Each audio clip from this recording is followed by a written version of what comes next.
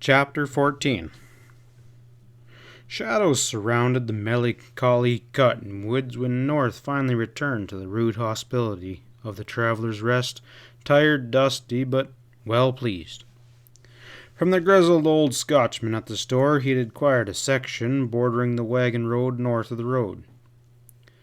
Sight of glittering gold eagles had influenced the barber to part with a half-dozen lots next to his shack, and North had a line on the owners of several other places that followed up on the morrow.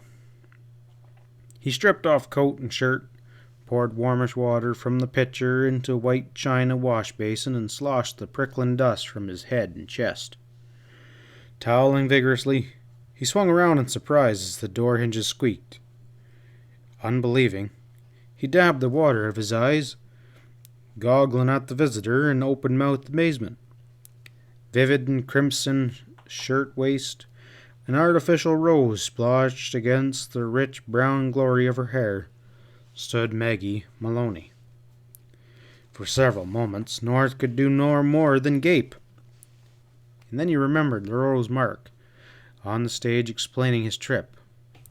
Mentally, he cursed his obtuseness. If he hadn't been wrapped up in rosy dreamings of money-making, he would have guessed the identity of the lady friend. "It's me, in person. You look like you've seen a ghost," Megan said nonchalantly and sank into a chair beside the bed. "Well, what are lots selling for today, Mr. Capitalist?"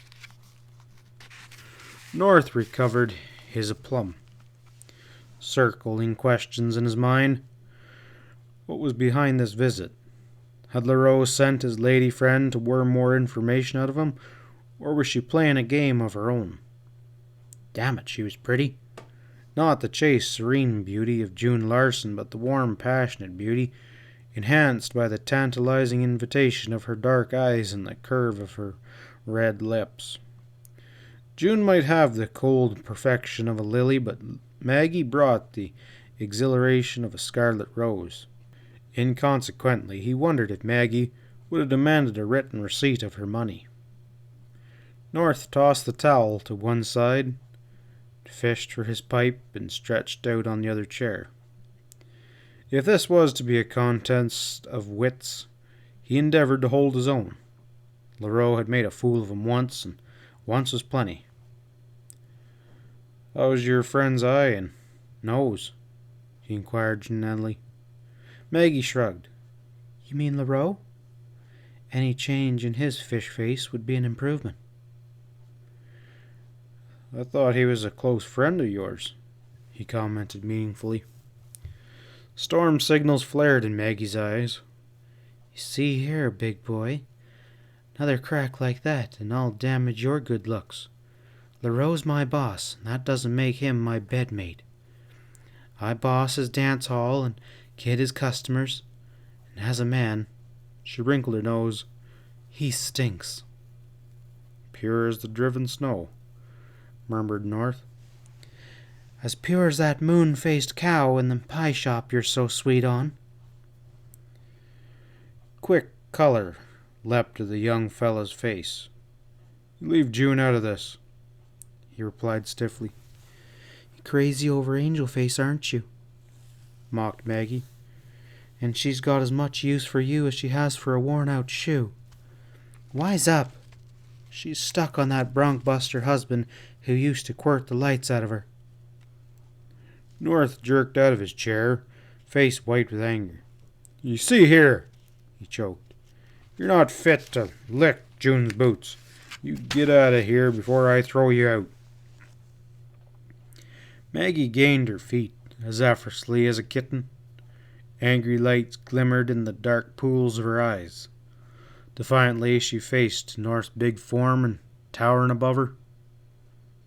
"Listen, if you got the guts to take it," her husky voice deepened with intensity, "June Larson meets her husband most every night out behind the pie shop.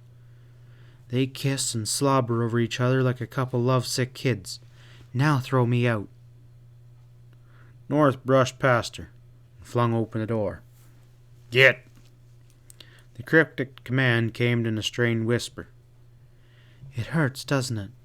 she jeered. "First June, then LaRoe makes a fool out of you. Between them they'll skin you and nail your hide to the wall. Good night, softy." Maggie swung past him, swaying out to the door. "And if you're interested—" There was a curious intensity to her battering tones. "LaRoe has room number 10 and I have number 7 on the opposite side of the passageway, and I don't loan my key."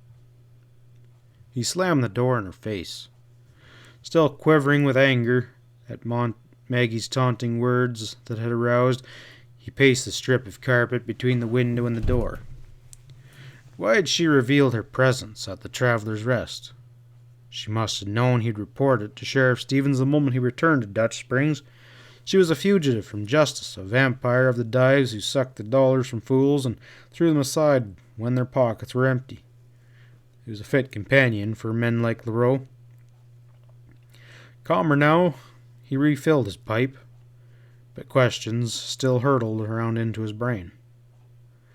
What was Maggie's real purpose in coming to his room? And her jealousy of June? Wonder if she told the truth about June's love for her husband. After all, she had never given him any real encouragement. Maggie sure was a good looker, full of fire. If she hadn't hit the dance hall trail, she would have made some fellow a wonderful wife. Oddly disturbed, he stared out the unwashed window. Never loaned her key, as if he'd want to borrow it. 3 days had passed before the lumbering Concord, on the return trip from the valley, would pick up passengers at Indian Flat. Bill North determined to make the most out of every hour. Spurred by LaRoe's competition, and determined, for reasons he could not fathom, to justify himself in Maggie's eyes, he hired a saddle horse. From sun-up to sundown, he rode the range around the little settlement, buying every acre of sand and sage that the sight of gold would persuade dazed owners to relinquish. The comment of one leathery-faced old desert rat, as he signed away his 160 acres, was typical. "You're kind of loco, son. This range ain't worth $1 an acre, but if you're hell-bent to pay 20, it's yours." Money belt lighter, but with the vast content, North hunched over the dresser in his stuffy hotel room late in the evening of the second day and tallied his newly acquired holdings. He had seen nothing more of Maggie and little LaRoe. The saloon man had been busy. North had seen him driving around on the barber's buckboard, but their trails had not crossed. North checked his lots and acreage with a pencil, sketched them out on a rough map, his face creased into a triumphant grin. Well, there wasn't much left for LaRoe. Beyond the hotel and a few town lots, it seemed like he had crowded the saloon man out of the picture. Well, tomorrow he'd hit the stage and record his deals on the county courthouse in Dutch Springs. Then, when news of the new camp seeped out and a pack of land-hungry wolves dashed Indian Springs, they'd find that they were shut out. They'd have to come to him before they could build their saloons, erect their tents, and throw up their flimsy dives, and he'd set the price. So absorbed was he with the pleasant picture that he had not heard the door swing open and Maggie Maloney slip in. His head swiveled in a startled jerk at her discreet cough. An angry exclamation trembled on his lips, to die as he gazed at his visitor with glowing perplexity.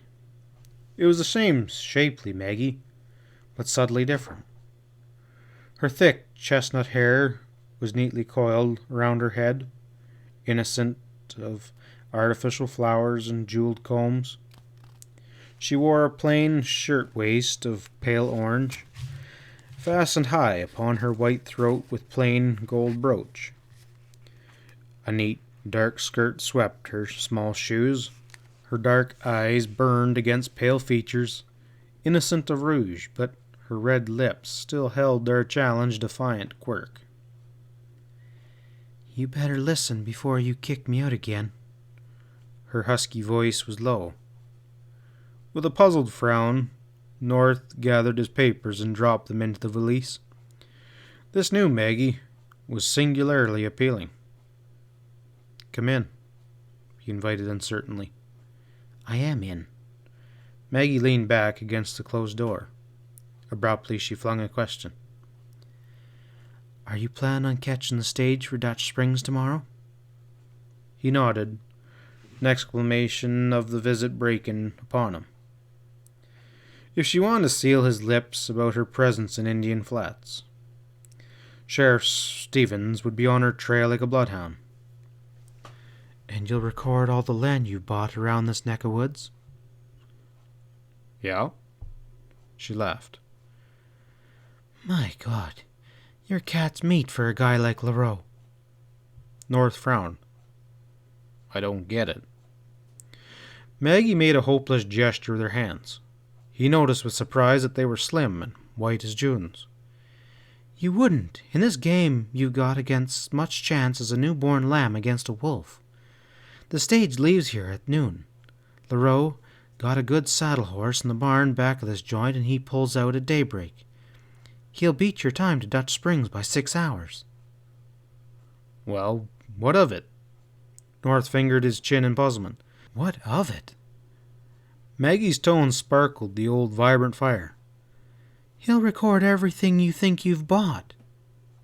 But he can't. I've paid in gold. I have the owner's signatures, exfoliated the young paymaster, with growing disquiet. He's been dogging you. Paid twice what you paid, and cheap at that. Every record he got is dated 2 days ahead of yours, and he'll record first. When you get there, they'll give you the horse's laugh or jug you for misrepresentation or forgery or something. But they can't do that. I have the evidence. North gestured towards his valise. Maggie laughed, a hard laugh. What can you do? The land's already recorded in LaRoe's name. These hicks will claim lapse of memory and give you your money back if you can catch them. I'll sue the crooks, snapped North. And then what? LaRoe will hire a good lawyer and keep the case for trial for 6 months or more, and then if you win he'll appeal, and by the time it's settled, Steele will be out of the valley, and he'll give you the land for nothing. That's just what it's worth when the camp moves on. North jumped nervously to his feet, advanced to meet the girl still standing by the door. Won't you have a seat? He inquired shamefully. I was wondering when you'd get around to asking me, returned Maggie dryly. She sat down sedatively. Look here, he barked, swinging towards her. All this is just a crazy dream. It's not possible. Say, her voice was pitying. You're in a fight now where no holds are barred. There's big money in this, and anything's possible, even a stab in the back. North strode back and forth. His mind was in a whirl. The revelation that the girl, quietly watching him from the chair, had made was incredible. Laws were made to prevent such bald-faced theft as this, yet the longer he considered it, the more plausible LaRoe's play became. The law was on his side, but its slow-moving machinery ground out justice. Months would have passed. LaRoe would have resold the land and skipped to heavens knows where. A sudden suspicion stabbed him. Why had Maggie betrayed her boss? Was this another of LaRoe's tricks? He met Maggie's eyes, and then feverishly began to throw his toilet articles into the valise. What's the big idea? Droned the girl lazily. I'm riding into Dutch Springs right now. At last he shows a glimmer of common sense, she murmured. Where's LaRoe? North flung over his shoulder. Grabbing some sleep. North strapped his valise, grabbed his hat off a nail, and headed for the door. Maggie rose. He paused beside her, fidgeting uncertainly. I don't know why you did this, he began doubtfully. I don't understand it at all, but... Faltering, he glanced down into the limpid mystery of Maggie's dark eyes. Quickly he bent and kissed her soft lips. Her swinging hand stung his sunburned cheek. North jerked erect, his eyes watering from the smart of the slap, blinking in amazement at the white blur on her face. "Get out!" Maggie's voice was throaty with anger. "I may be a Judas, but you can keep your Judas kisses." End of chapter 14.